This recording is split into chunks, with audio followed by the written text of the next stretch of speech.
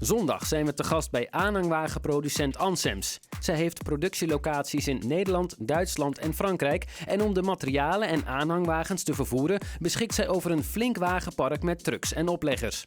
Wat komt er allemaal bij kijken om al het materieel in goede conditie te houden?